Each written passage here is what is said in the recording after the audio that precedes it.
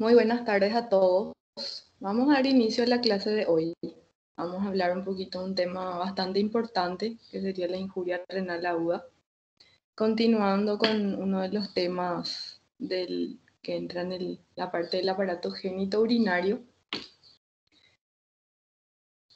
Iniciando entonces ya con temas bastante importantes, un tema que van a ver en cualquier momento. Esto ustedes pueden encontrar en pacientes en urgencias o también en pacientes internados en sala, en cualquiera de los servicios en realidad.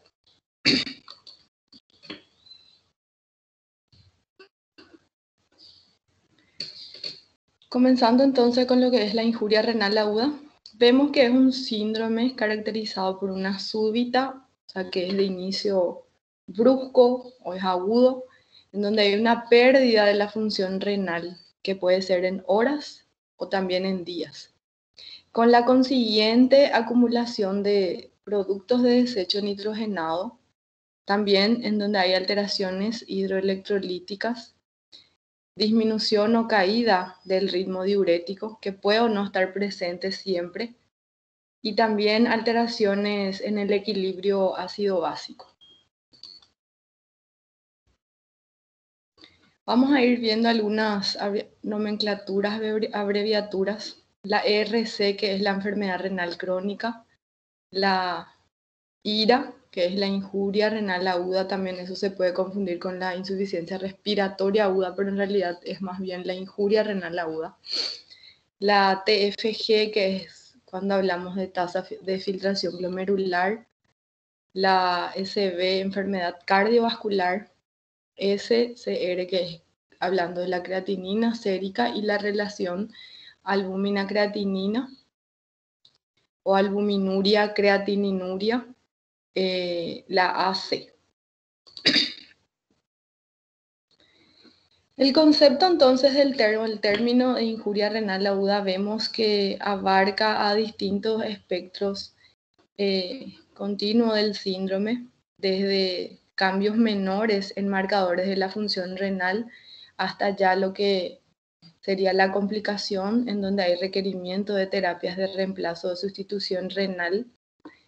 Incluye generalmente a los términos de falla renal aguda y también la necrosis tubular aguda. Vamos a ir viendo las distintas causas.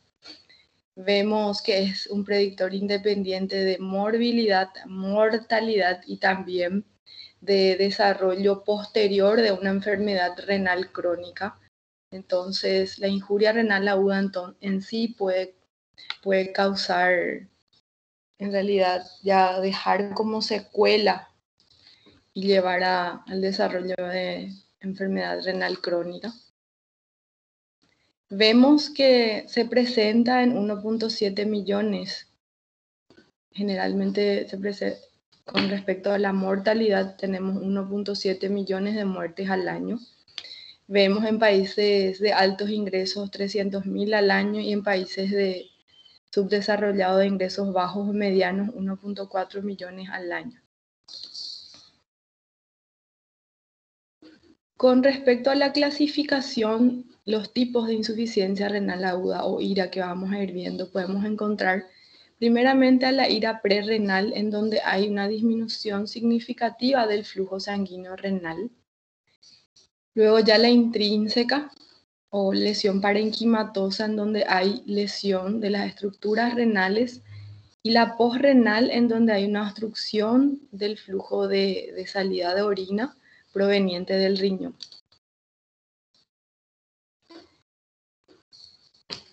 El diagnóstico en sí de la injuria renal aguda vamos a hacer, lo hace la Organización Mundial sin fines de lucro, que generalmente desarrolla distintas pautas en la práctica clínica para la evidencia en el daño renal. Vemos que el diagnóstico en sí hacemos cuando existe un incremento de la creatinina en sangre, o también llamado creatininemia, en un valor mayor o igual a 0.3 miligramos por decilitro en un plazo de hasta 48 horas, o también un incremento en la creatininemia con un valor mayor o igual 1.5 veces el valor basal en un plazo conocido o presumido hasta 7 días.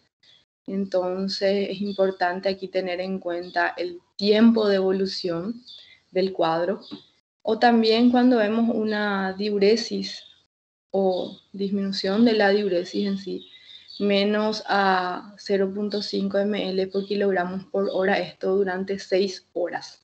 Entonces, teniendo eso ya en cualquier centro, en cualquier servicio, cuando tenemos un paciente con un descenso, una caída en el valor de la diuresis menor a 0.5 ml por kilogramo por hora, eso contabilizando durante 6 horas, entonces ya podemos catalogarlo como una injuria renal aguda. Con respecto a la estadificación, vamos a poder estadificar mediante la creatininemia y también mediante el gasto urinario. El estadio 1 vemos que es cuando tenemos un valor de 1.5 a 1.9 del valor basal de la creatinina o mayor o igual a 0.3 miligramos por decilitro. Y el gasto urinario con una disminución de menor a 0.5 ml por kilogramo por hora, eso haciendo en 6 a 12 horas. Ya el estadio 2, cuando tenemos un valor de 2 a 2.9 del valor basal de creatinina y un gasto urinario menor a 0.5 ml por kilogramos por hora, eso podría ser en un tiempo mayor o igual a 12 horas.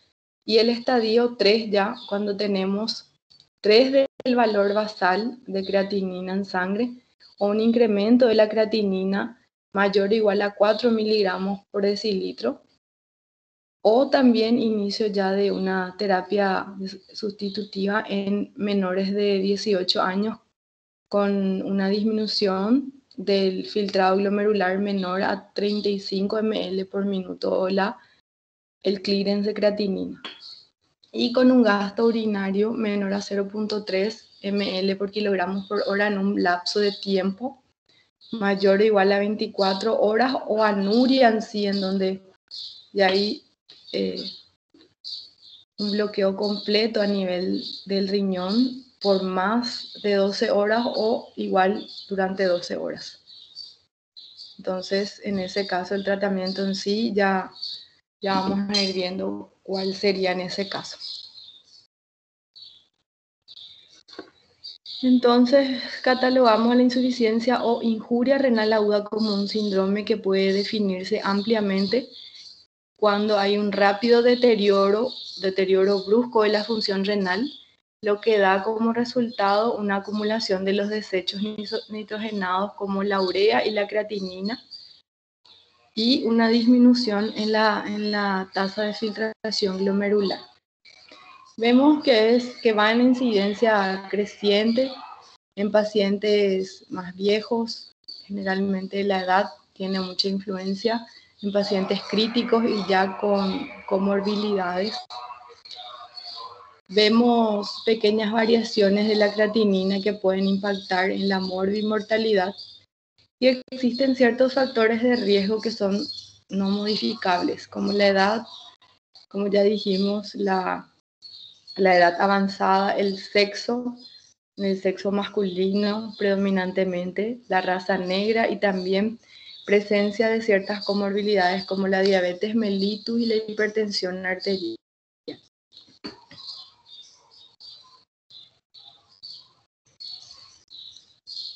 Vemos que todo entonces generalmente a partir de un daño renal vemos que pueden conducir a las distintas complicaciones ya cuando hay la enfermedad en sí, disminución del filtrado glomerular, fallo renal que puede conducir a la muerte posteriormente. Los factores de riesgo principales que vemos, un daño renal previo ya, También comorbilidades, como dijimos, la diabetes mellitus y la hipertensión arterial, una depresión de volumen, la enfermedad o una insuficiencia cardíaca, el uso de contrastes endovenosos también, la administración de contraste endovenoso intraarterial también, el uso de antiinflamatorios no esteroideos que posteriormente pueden conducir al daño renal agudo. Con respecto a la prevención, lo importante a tener en cuenta, si estamos ante agentes nefrotóxicos, discontinuar el uso de los agentes nefrotóxicos, asegurar el estado volémico del paciente y también de la presión de perfusión, considerar la monitorización hemodinámica, monitoreo estricto de la creatinina y también de la diuresis o tasa de filtración glomerular, evitar la hiperglucemia, considerar ciertas alternativas a los contrastes endovenosos con un estudio diagnóstico no invasivo, también ajustar la dosis de los fármacos ya cuando estemos ante una falla renal. Posteriormente ya considerar la terapia sustitutiva renal cuando exista el daño evidenciado.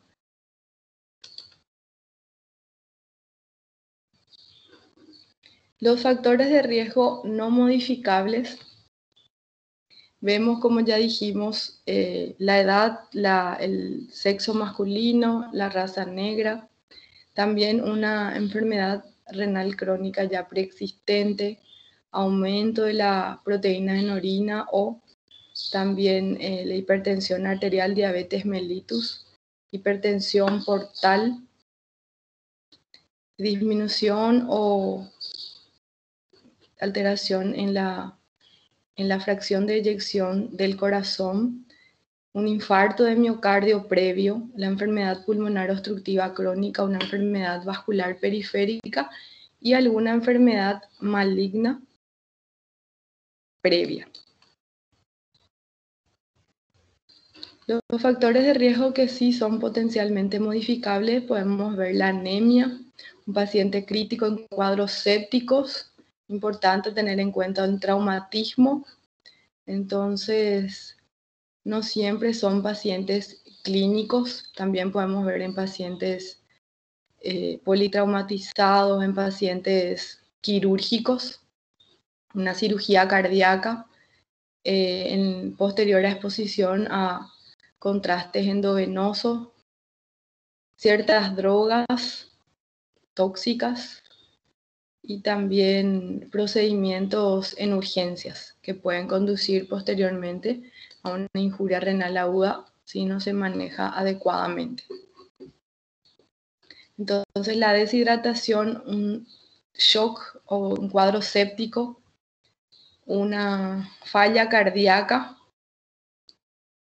enfermedades del hígado, enfermedades renales agudas, obstrucciones, infecciones que posteriormente conducen a un cuadro séptico, también relacionados con el embarazo, enfermedades sistémicas, agentes nefrotóxicos como venenos de plantas o contrastes endovenosos, ciertos medicamentos, intoxicación, envenenamiento y también en los posoperatorios.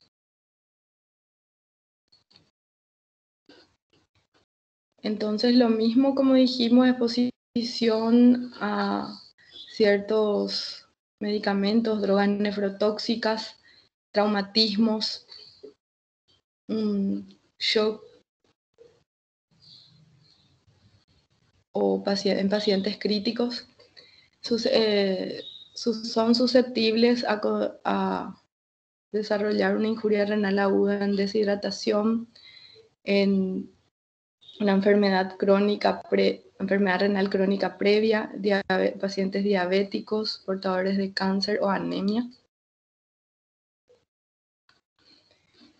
Entonces es un síndrome caracterizado repitiendo nuevamente por un descenso rápido que puede ser en horas o días y también sostenido durante horas de la tasa de filtración glomerular. Esto puede tener lugar en riñones con función normal previamente o también ya en riñones con cierto grado de afectación o enfermedad renal crónica ya estable. Vemos que el descenso de la tasa de filtración glomerular se evidencia por un aumento en la concentración plasmática del nitrógeno ureico y también la creatinina, con un reflejo de la retención de productos de desecho, y esto puede acompañarse o no siempre de un descenso o caída brusca del ritmo diurético.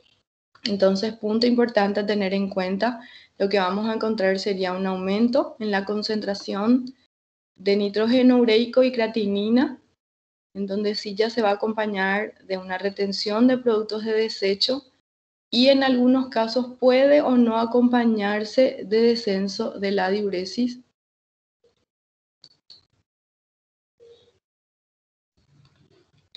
Vemos que según la etiología el mecanismo de acción se divide en la injuria renal aguda prerrenal. Podemos tener la injuria renal aguda intrínseca y la posrenal, que a su vez tienen distintas causas. La injuria renal aguda prerrenal vemos que es la más frecuente, es el resultado de un descenso de la perfusión renal debido a múltiples causas, en donde hay un trastorno reversible que revierte cuando se corrige la causa, ya que no compromete la integridad del parénquima renal. Ya la injuria renal aguda intrínseca a nivel del parénquima renal, vemos que es producida por trastornos que afectan directamente al parénquima renal y este representa aproximadamente un 40% de los casos. Y la injuria renal aguda posrenal, en ese caso, en un menor porcentaje, vemos que se debe a trastornos que condicionan una obstrucción al paso de la orina. Esto puede ser en cualquier zona del tracto urinario. Tenemos la clasificación funcional según Akin y Rifle. Esto tenemos dependiendo de los criterios de creatinina y de la diuresis, en donde en el estadio o los criterios de Akin vemos cuando hay en el estadio 1 lo mismo que ya fuimos viendo, y según los criterios de Rifle, en donde la R significa riesgo, injuria, ya fallo renal en sí, luego ya cuando existe lesión y luego ya en la etapa terminal, esto es más bien como para el tratamiento a instalar. En este caso ya cuando exista lesión terminal o daño terminal, entonces en ese caso el tratamiento en sí ya sería la terapia sustitutiva renal, ya por un cierto periodo de tiempo.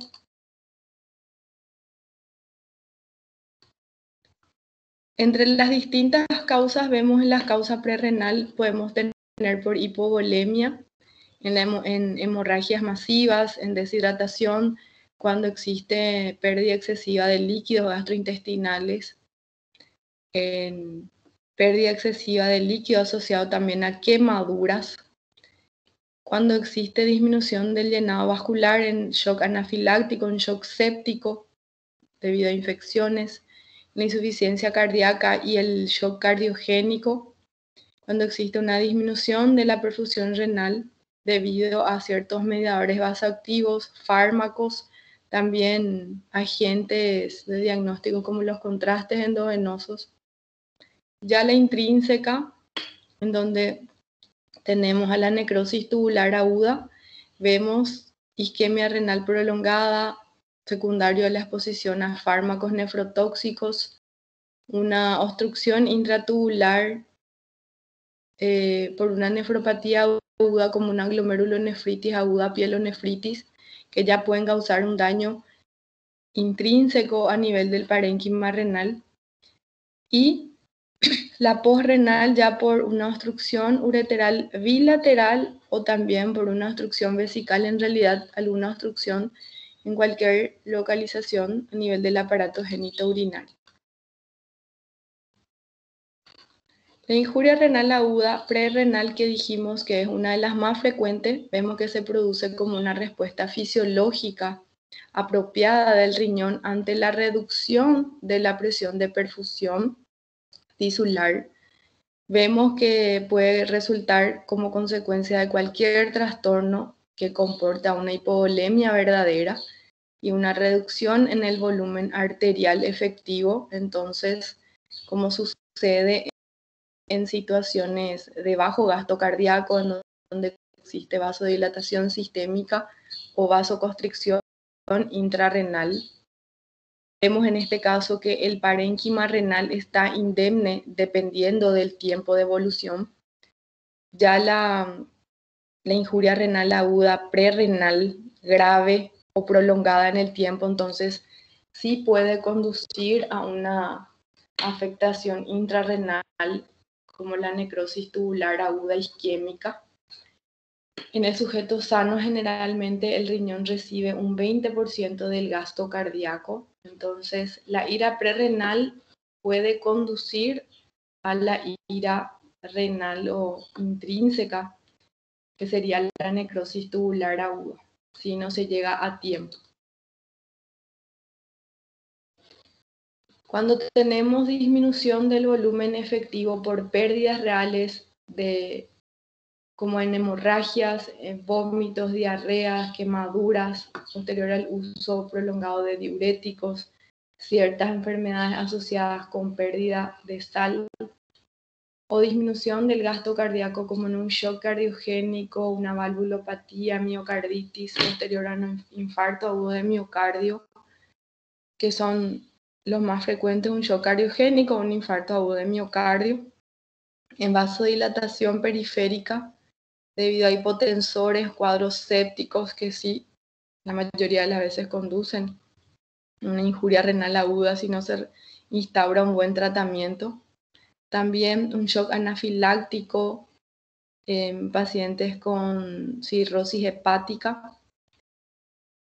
Ya la vasoconstricción renal con inhibidores de la síntesis de prostaglandinas, ciertos fármacos, cuadro séptico y vasodilatación de la arteriola eferente con inhibidores de la enzima convertidora a la angiotensina, ciertos bloqueantes de los receptores de angiotensina.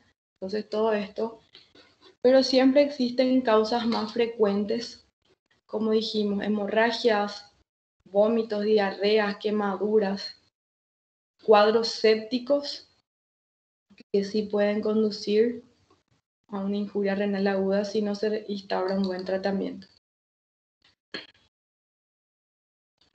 Con respecto a la injuria renal aguda intrínseca, ya hablando de la necrosis tubular aguda, en este caso vemos también que existen diversas enfermedades del parénquima renal que pueden manifestarse clínicamente como una injuria renal aguda. Desde el punto de vista clínico patológico, las causas de la injuria renal aguda intrínseca o renal, vemos a las enfermedades de grandes vasos del riñón, ciertas enfermedades glomerulares, lesión aguda de los túbulos renales y enfermedades túbulo-intersticiales agudas.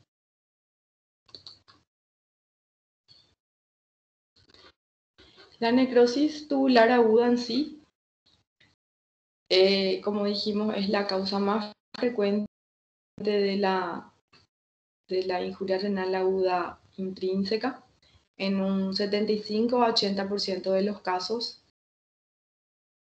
vemos una prevalencia de la necrosis tubular aguda isquémica que es superior a la necrosis tubular aguda tóxica. La isquémica sería la manifestación de una hipoperfusión renal grave o prolongada, a menudo esto en combinación con otros daños al riñón. La Vemos que la injuria renal aguda se produce por una hipoperfusión que resulta de la combinación de una vasoconstricción renal y vasodilatación sistémica.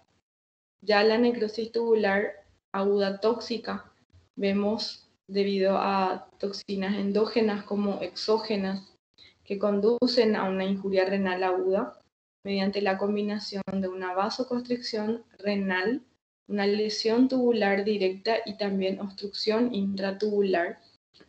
Pero como dijimos, la isquémica sería la más frecuente.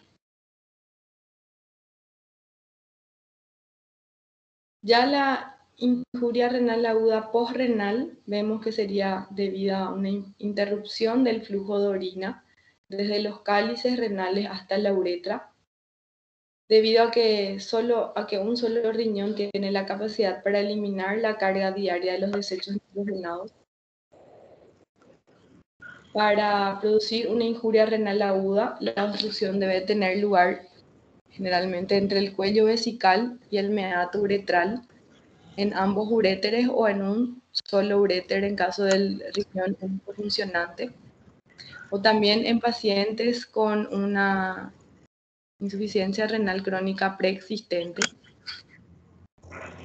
Vemos entre las causas más frecuentes que sería la obstrucción en el cuello vesical debido a una afectación prostática o una hiperplasia prostática o hipertrofia prostática, en una neoplasia o infección a nivel de la vejiga neurogénica, o también en tratamientos con fármacos anticolinérgicos. Generalmente esto vemos con mayor frecuencia en hombres en donde existe una afectación prostática. Ya con las causas menos frecuentes vemos ciertos coágulos, litiasis y también uretritis con espasmo. La litiasis va a depender bastante del tamaño de la litiasis. Generalmente, para el diagnóstico, la clínica es fundamental para el diagnóstico etiológico y siempre debemos respondernos ciertas preguntas. Primeramente, si es una injuria renal aguda en un riñón previamente sano o ya sobre una enfermedad renal crónica preexistente, si el paciente ya venía teniendo algún daño renal previo. Certificarse si existe o no una obstrucción en la vía urinaria, si existe reducción del volumen efectivo del líquido, si pudo haberse producido alguna oclusión de un vaso grande, y también si puede haber una enfermedad parenquimatosa renal diferente a la necrosis tubular aguda. Entonces siempre certificarse todo eso. Con respecto al interrogatorio, en la historia clínica, vemos que los signos y síntomas son bastante importantes. Las manifestaciones clínicas que son propias de la injuria renal aguda son generalmente las de sus complicaciones ya. Un síndrome urémico, donde existe dificultad respiratoria, donde puede haber la escarcha urémica, ciertas alteraciones hidroelectrolíticas, como un aumento en el potasio a nivel del electrocardiograma, podemos encontrar arritmias, la hipervolemia también en un paciente taquicárdico, taquipneico. Generalmente debe examinarse el estado del volumen del líquido extracelular, si existe signos de depresión de volumen, hipotensión, taquicardia, sequedad de mucosas, para corroborar, como dijimos, la deshidratación también puede conducir a una injuria renal aguda. Entre las situaciones de reducción de la volemia arterial efectiva, con un aumento del líquido extracelular se incluye en algunos casos la hepatopatía crónica, la cardiopatía y el síndrome nefrótico. Debe examinarse la piel en busca de rash en pacientes con nefritis intersticial, no siempre, pero se debe tener en cuenta.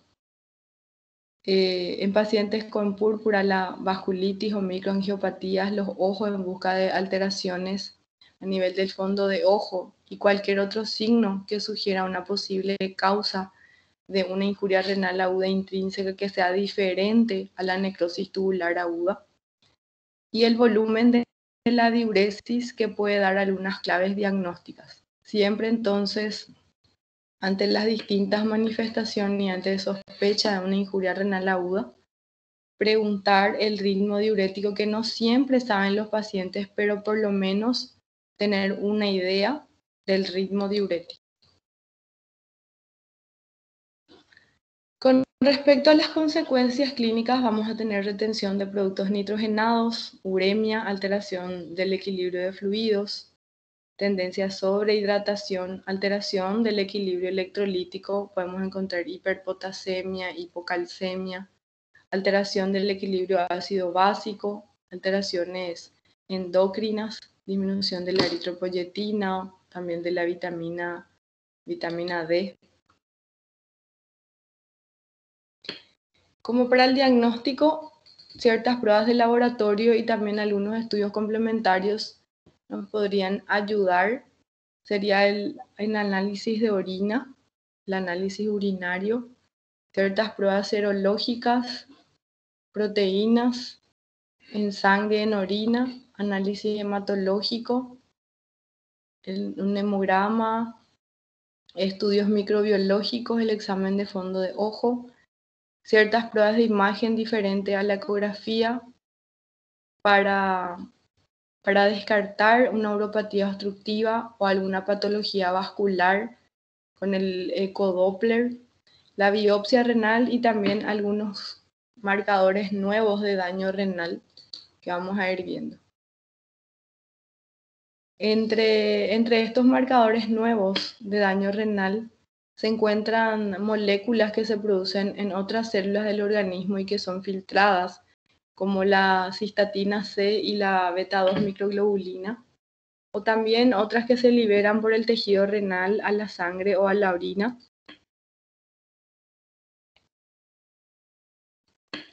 La cistatina C es una proteína que se produce por todas las células nucleadas del organismo, que se filtra libremente en riñón y se reabsorbe completamente en los túbulos proximales.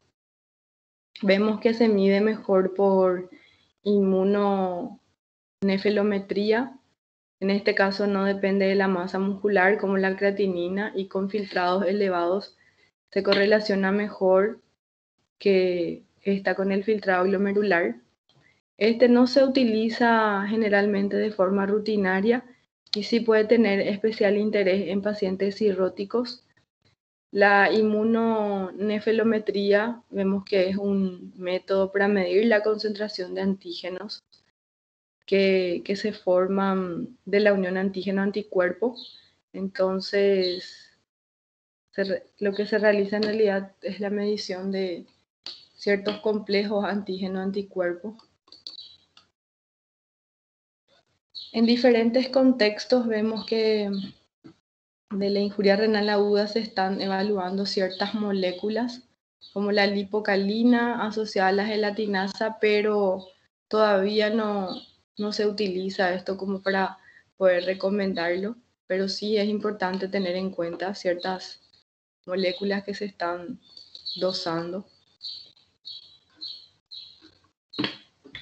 Ciertos marcadores nuevos de daño renal, vemos que en los últimos años se estaba avanzando en la detección de ciertos marcadores. Primeramente, importante tener en cuenta realizar un diagnóstico precoz del daño renal para poder permitir anticipadamente en el tiempo de actuar, establecer un diagnóstico diferencial entre distintas otras patologías y ya posteriormente a eso establecer una estratificación pronóstica.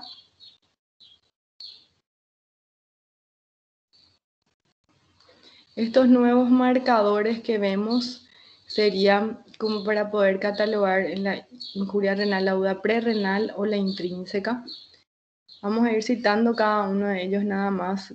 La excreción fraccional de sodio en orina, el cociente entre creatinina en orina y plasma, el cociente del nitrógeno ureico también en orina y plasma, la densidad urinaria, la osmolaridad urinaria, el cociente entre el nitrógeno ureico y la creatinina en plasma, el índice de fallo renal y la fracción de excreción de nitrógeno ureico, como para poder catalogarlo entre prerrenal o intrínseca. Las pruebas de imagen generalmente nos ayudan para descartar o confirmar una causa obstructiva de la injuria renal aguda o también presencia ya de algunas alteraciones que sugieran una enfermedad renal crónica previa, como una disminución en el tamaño de ambos riñones. La ecografía renal entonces sería la prueba inicial de elección imagenológica, una prueba imagenológica entonces de inicio que puede definir el tamaño renal, el grosor de la cortical y también la diferenciación córtico-medular y presencia de dilatación de las vías urinarias en caso de obstrucción. Entonces ya nos puede ayudar como para tener una idea si estamos ante un riñón ya previamente dañado. La tomografía contrastada va a ser útil para definir el nivel de la obstrucción si así lo hubiere. Y cuando se sospecha de una afección de grandes vasos, una ecografía Doppler en ese caso, o también una angioresonancia.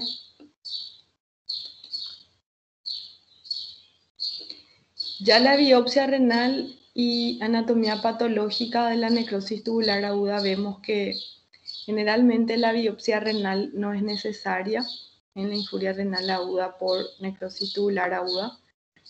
No siempre ayuda la biopsia renal, sino cuando no tenemos un diagnóstico y queremos saber realmente el posible diagnóstico. Pero de una vez que ya esté instaurado el daño renal, generalmente es difícil de poder llegar a la causa con una biopsia renal. Debe practicarse la biopsia en aquellos casos en los que la clínica y las exploraciones complementarias sugieran una causa con potencial tratamiento específico, como distintas patologías como la glomerulonefritis rápidamente progresiva, una nefritis intersticial alérgica, una injuria renal aguda asociada a mieloma, ciertas microangiopatías trombóticas y también el rechazo agudo del injerto. En esos casos sí nos va a ayudar la biopsia renal. También se debe practicar en los casos en lo que no queda claro la etiología y la clínica que sugiera una causa diferente de necrosis tubular aguda, que en el caso de que ya se haya descartado una necrosis tubular aguda isquémica y también se haya descartado la injuria renal aguda postrenal. Finalmente, la biopsia renal se puede indicar en caso de sospecha de necrosis tubular aguda y sin recuperación de la función renal ya a las 4 a 6 semanas. Entonces, en ese caso ya nos puede ayudar la biopsia renal como para poder detectar exactamente o certificarnos realmente del daño renal. Y las distintas complicaciones a las que conduce la injuria renal aguda sería la hipervolemia, hiperpotasemia, hiponatremia, hiperfosforemia, hipercalcemia, hipermagnesemia, alteración hidroelectrolítica, acidosis metabólica y clínica en sí de uremia. Puede conducir a la anemia por disminución de la eritropoyetina, también trombocitopenia o trombocitopatía urémica, que generalmente lo que conduce a complicaciones hemorrágicas y probablemente una disminución en el sistema inmune que conduce a una elevada tasa de infecciones que generalmente constituyen la causa más frecuente de mortalidad en un 75% de los casos.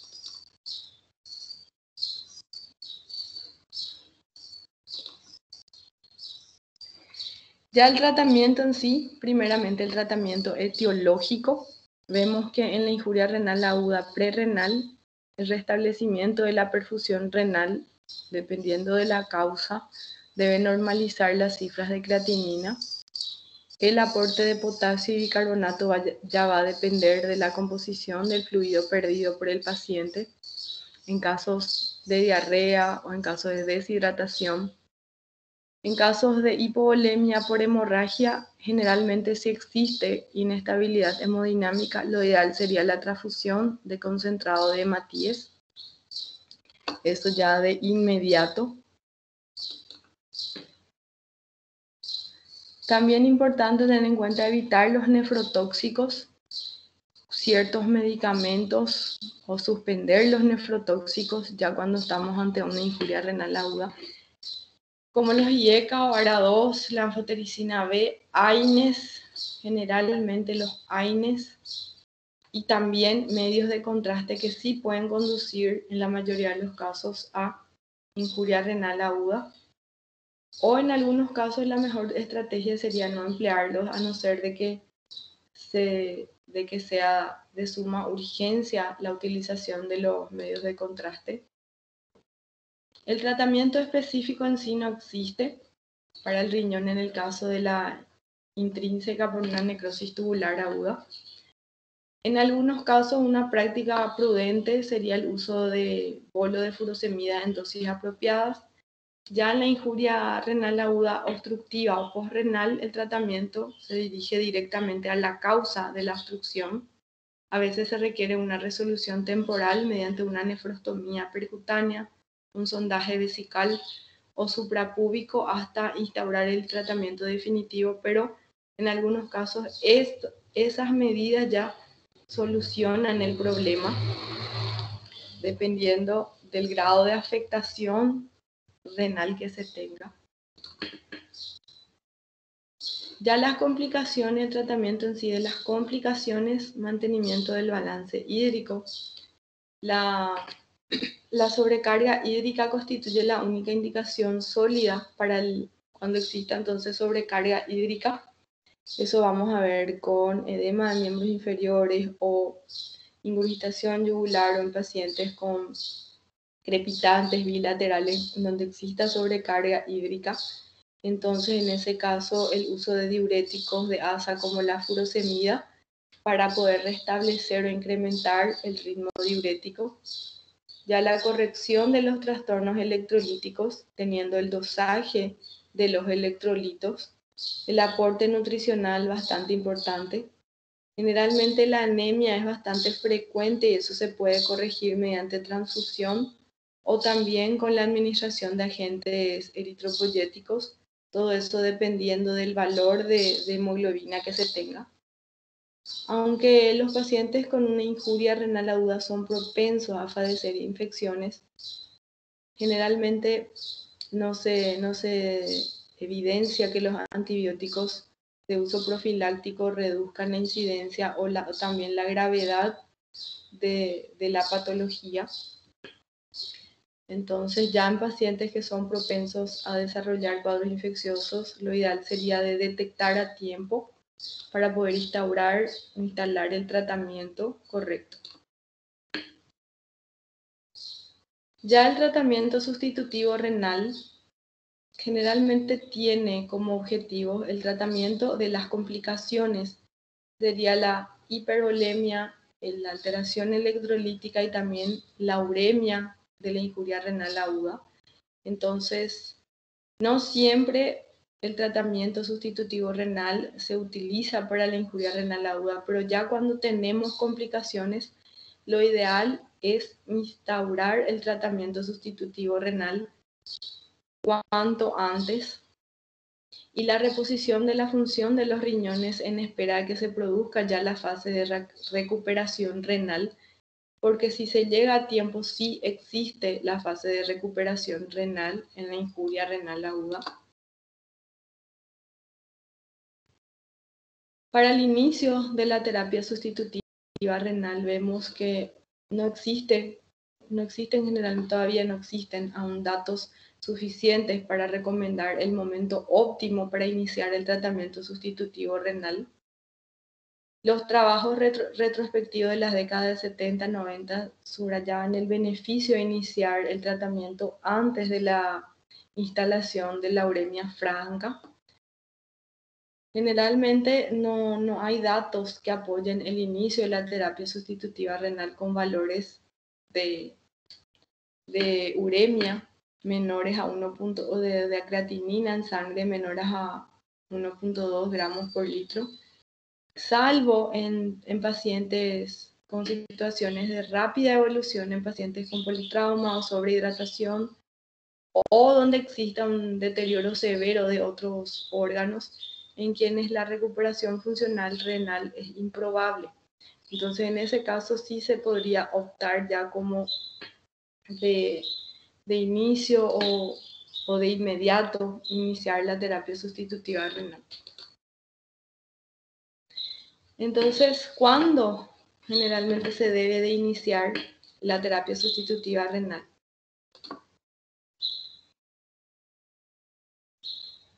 Las indicaciones en sí del tratamiento sustitutivo renal en la injuria renal aguda, cuando tenemos ciertas situaciones clínicas. La oligoanuria o la oliguria en sí, en donde tenemos una diuresis menor a 50 ml durante 12 horas, o ya teniendo anuria en sí con una diuresis de 50 ml nada más durante 12 horas. Entonces, esas 12 horas son cruciales como para poder definir el inicio del tratamiento sustitutivo renal. En pacientes con hipervolemia, en donde haya edema agudo de pulmón que no responde al uso de diuréticos, eso ya en pacientes con una sobrecarga y que no respondan al uso entonces de furosemida. En la hiperpotasemia, cuando tenemos un potasio mayor a 6,5 miliequivalentes por litro, con cambios a nivel del electrocardiograma también y resistente al tratamiento médico. Entonces, potasio mayor a 6,5 ya con cambios electrocardiográficos, entonces indicación de tratamiento sustitutivo renal. En la acidosis metabólica grave, ya con un pH menor a 7,1, resistente al tratamiento médico. Eso sí, ya no responden al uso de fluidos o coloides. Cuando tenemos la clínica atribuible a uremia en un paciente con encefalopatía, neuropatía o miopatía o pericarditis. Y en intoxicación por droga dializable. Existen algunas drogas que son más nefrotóxicas. Entonces, cuando ya se detecte una intoxicación o un fallo renal en sí, de inmediato se debe de instalar la terapia sustitutiva renal. Las indicaciones indiscutibles.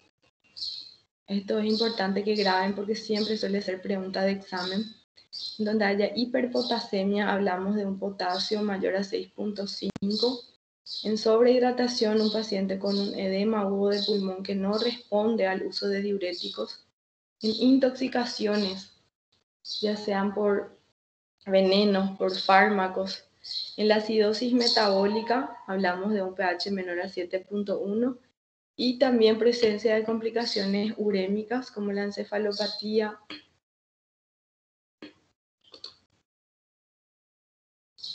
Entonces es importante identificar pacientes que tienen un alto riesgo para el desarrollo de una injuria renal aguda y evitar ciertos factores desencadenantes. Monitorizar los niveles séricos de creatinina, eso generalmente. También el ritmo diurético. Generalmente en pacientes ya con injuria renal aguda, es importante realizar un control diario del perfil renal. Minimizar sobre todo la exposición a ciertos nefrotóxicos y mejor siempre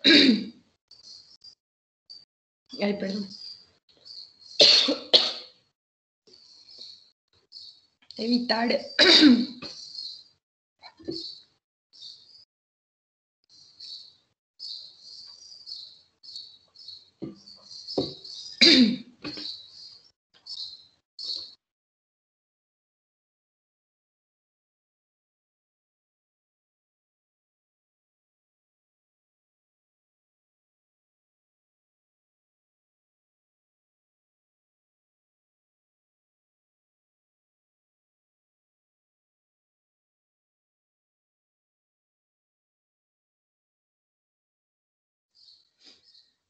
Ay, discúlpenme que tuve un ataque de tos. Entonces, en lo posible, minimizar la exposición a los nefrotóxicos o si se puede, en realidad, lo mejor sería evitarlos. El pronóstico en sí de los pacientes a los que se llega a tiempo, siempre lo ideal de instalar el tratamiento correcto. La mortalidad de los pacientes críticos afectos de injuria renal aguda intrínseca generalmente se aproxima en un 50%. La mayoría de los pacientes con injuria renal aguda y en la mayoría de las veces con una injuria renal aguda prerrenal recupera la función renal. Obviamente que si se llega a tiempo y si se instala el tratamiento efectivo de inmediato,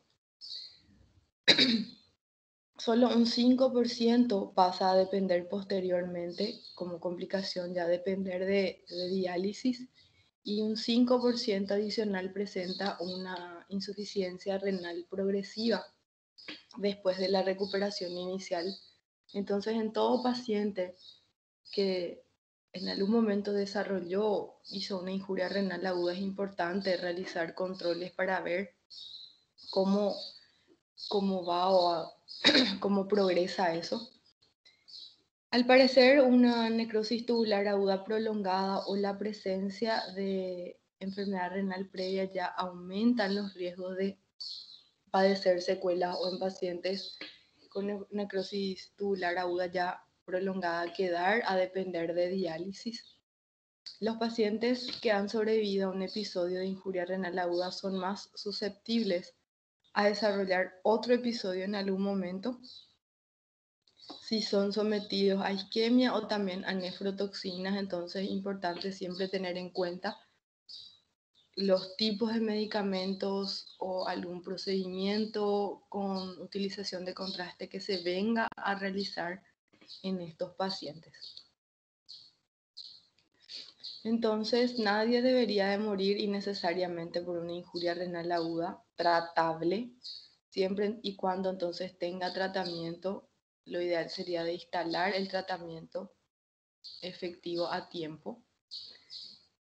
Primeramente, entonces, el reconocimiento, luego dar respuesta, el soporte renal, posteriormente la rehabilitación y los riesgos que podía implicar ya la injuria renal aguda previa.